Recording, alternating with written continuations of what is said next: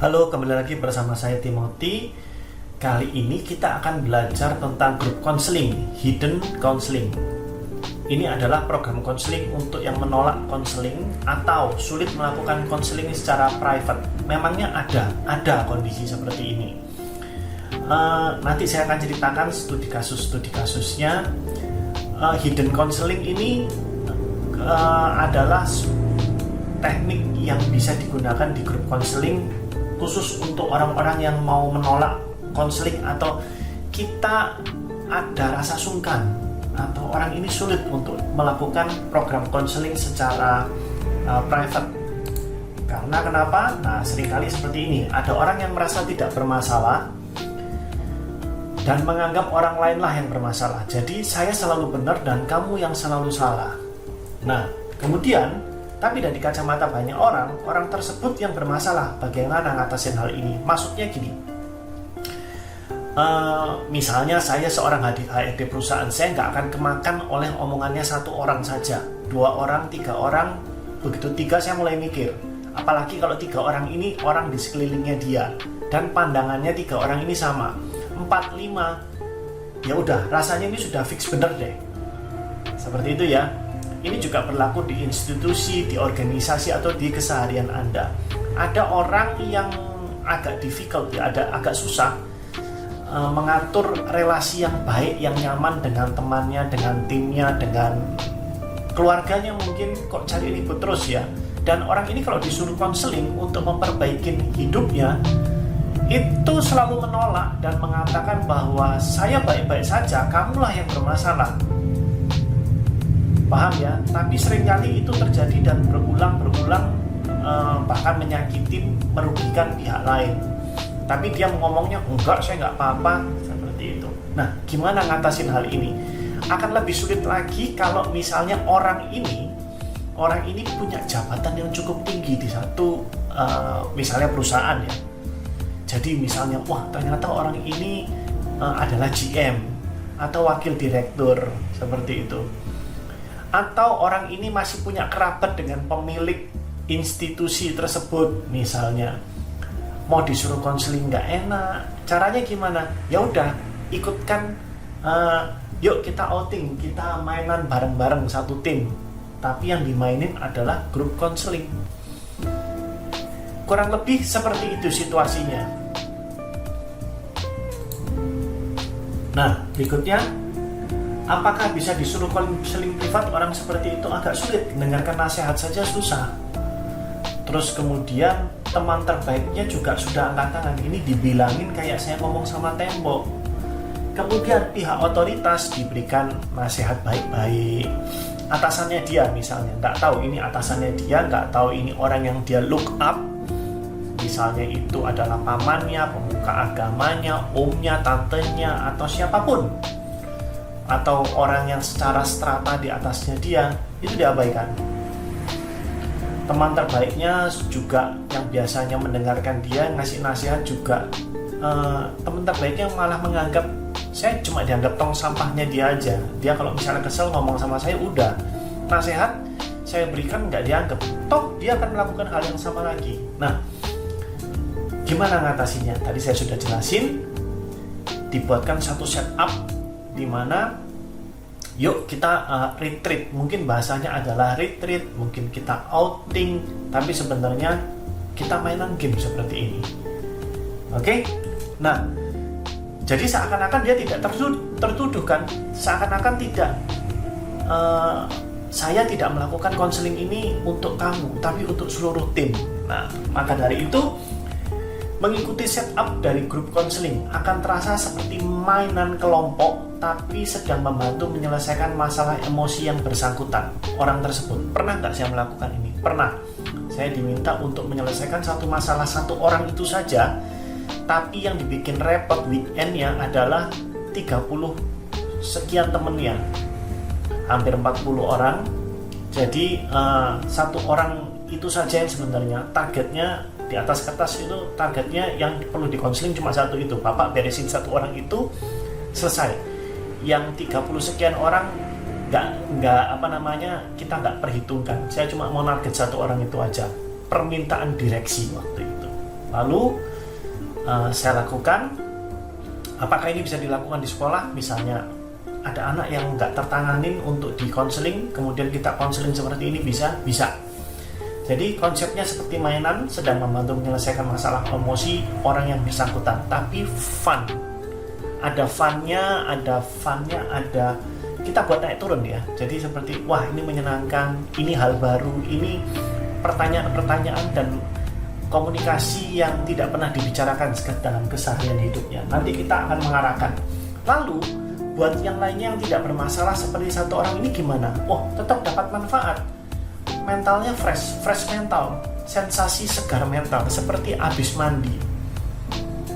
Emosi manusia itu kan nggak selalu baik terus, tapi kadang-kadang ada yang nggak baik, ada yang nggak sesuai harapannya kalau dia punya ekspektasi tinggi, kesehariannya capek. Nah, kemudian tekanan emosi yang kecil dan sedang akan teratasi, akan terlewati di sini buat teman-temannya si orang ini yang memang sedang menjadi target. Oke, nah lalu kemudian pertanyaannya adalah butuh waktu lama dan cara settingnya gimana? Saya bocorin cara settingnya di sini. Kalau Anda mau melakukan ini dikasih waktu 3-5 jam, itu butuh 4-5 tools. Biasanya nggak sampai 5. 4 tools itu sudah mepet waktunya. Ya. Kemudian boleh ngasih jeda setiap 90 menit. 90 menit. Jadi setelah satu kali kita menggunakan tools permainannya, kemudian boleh istirahat, nggak boleh. Kalau waktunya 3-5 jam, nggak perlu dikasih makanan berat. Snack ringan diperbolehkan. Kalau misalnya pun nggak ada snack ringan, nggak apa-apa. Yang penting ada air putih, minum. Karena kenapa? Karena kita ngejar efisiensi waktu. Paham ya? Ini paket yang sangat sederhana dan kadang-kadang konselornya termasuk saya kalau melakukan ini stresnya kenapa? Stresnya karena jamnya terlalu mepet gitu ya. Yang dipakai itu kalau 5 tools jarang, 4 biasanya. Kalau boleh sampai 6 jam mungkin bisa 5, mungkin ya. Kalau 6-8 tools ya yang bisa dipakai 6-7 tools saja di mental game. Jeda setiap 90 menit atau setiap selesai sesi mental game. Jadi begitu selesai, yuk silakan istirahat. Pada saat istirahat, apakah boleh dikasih makanan kecil, Pak? Boleh 1 kali saja. Boleh 1 kali saja. Mungkin sebaiknya setelah makan siang, boleh. Kalau 6-8 jam ini kan, ini saya bilang 6-8 jam ini waktunya loh ya. Waktu benar-benar waktu benar-benar dalam melakukan grup konselingnya. Bukan 6-8 jam itu dipotong 1 jam makan siang terus kemudian breaknya, enggak. Ini waktu utuhnya. Itu kalau misalnya dipotong makan siang ya istirahat dan break ya lebih, anggap aja istirahatnya 1,5-90 menit juga, silakan ditambahkan. Paham ya? Berikan 1 kali makan siang, terus kemudian ada ice breaking yang agak heboh, tapi setelah makan siang. Karena biasanya setelah makan siang, terus kemudian makannya itu kan paling 15-20 menit, sisanya kan nganggur itu. Mungkin bisa ibadah, sholat, dan lain sebagainya. Terus kemudian masuk ke kelas, dikasih ice breaking yang agak heboh sebelum kita mainan tools yang berikutnya. Oke, nah kalau melakukan 12 jam, apakah bisa? Bisa, saya pernah 16 jam, 17 jam pernah saya. 2 kali 8 jam berarti nginep ya konsepnya ya. Hari ini 8 jam, nginep semalam, besok 8 jam lagi. Atau 3 kali 8 jam. Nanti saya akan bahas ini di kelas, cara settingnya, ngaturnya, untuk estimasi waktu, toolsnya apa saja. Tools yang saya berikan di situ ada 12 lebih. Tapi kalau Anda melakukan ini aja, itu masih sisa banyak toolsnya. Oke? Nah, pesan berikutnya adalah tidak perlu terlalu khawatir dengan saat ada yang mengalami pelepasan emosi, misalnya nangis. Ini adalah satu materi yang di kelas saya, bahwa pada saat ada peserta yang nangis, nggak usah langsung tiba-tiba Anda gugup, Anda ketakutan, ini nanti kemudian eskalasinya meningkat setelah nangis, mungkin teriak dan lain-lain. Tidak, saya sudah mengalami menjalani ini. dan alumni-alumni saya menjalani ini asal sesuai prosedur, semuanya baik. Nggak usah bahkan kalau misalnya itu pun terjadi, anggap saja tidak terjadi apa-apa. Anda melihat orang nangis, ya udah diemin aja, seperti itu. Nggak usah dianterin tisu, Pak. Ya kalau mau dianterin boleh, nggak dianterin ya nggak apa-apa.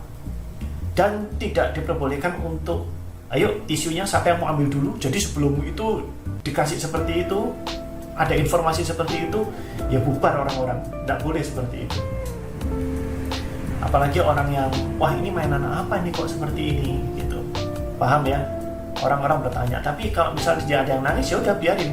Anggap aja nggak terjadi apa-apa. Anggap saja dia sedang berbicara tapi sambil nangis. Dah. Kadang dia berbicara sambil nangis, kadang dia diam saja sambil nangis, seperti itu. Kadang ada juga peserta yang, saya butuh waktu ya, mau keluar sebentar. Ya nggak apa-apa.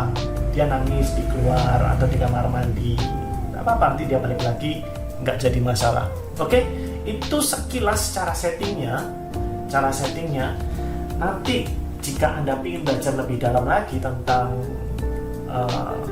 grup konseling, saya dalam waktu dekat akan melakukan pelatihannya. Selama 2 minggu kita akan berproses tanya jawab secara online, dan kemudian toolsnya sudah di-upgrade, bisa Anda lakukan secara live ataupun online. Ini sedikit materinya. Kalau Anda mau mendaftar, silakan langsung mendaftar karena ada materi sebelum kelas mulai. Jadi ada hal yang perlu dipelajarin, cara seleksi masalah dan seleksi peserta juga akan diberikan sebelum kelas mulai. Oke, terima kasih, sampai bertemu di video lainnya.